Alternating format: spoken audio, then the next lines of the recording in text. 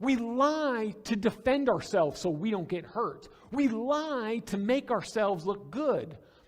But to say the truth when it makes us look bad, to say the truth when it causes us pain and suffering, that's doing something Jesus-like. And that requires a higher level of spirituality than most believers have. I like hunting. And I went waterfowl hunting right there on the border of the Arctic Ocean. And we went and shot geese, lesser Canadians, as they came in from the water onto shore to feed at dawn. And mixed in with the lesser Canadians is a bird you've never heard of called Brandt. B-R-A-N-D-T, Brandt. They have a little white triangle on them.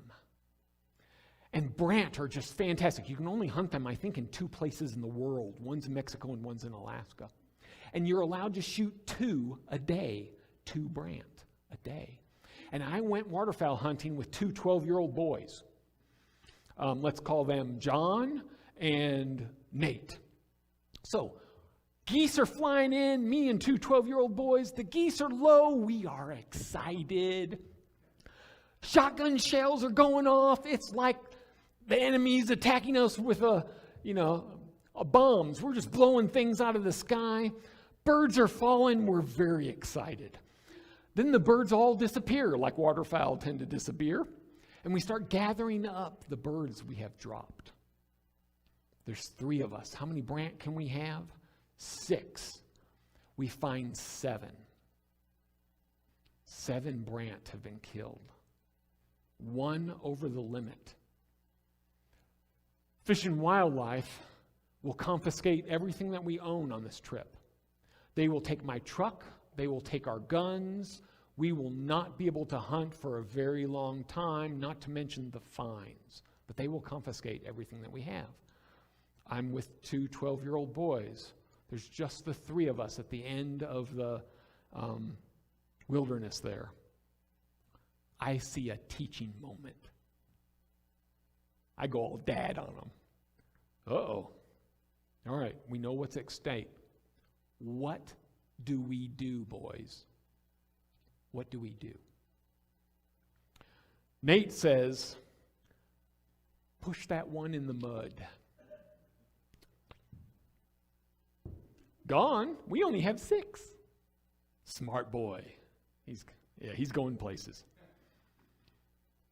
John said, let's first breast it out. Let's not waste the meat. Cut the meat off and then push the carcass into the mud. He didn't want to waste any of the meat. He's going places, right? All right, yeah. Not one of them suggested being a man of integrity. So I suggested, well, how about we do the above and beyond right thing? And let's gather up all our birds, go back to the truck, drive into town, and the head of the Fish and Wildlife law enforcement, his name was Rick, said, we'll go to Rick and we'll tell him what we did. Ranger Rick, yeah. The boys were freaked out. I don't want to lose my gun. I don't want to lose my waders. I'm losing a truck. I don't know what they were talking about. Who's going to get the $10,000 fine? It's going to be me. So we go back. We're in my house, and I call Rick up at home. I call him at home. Rick, this is what we did.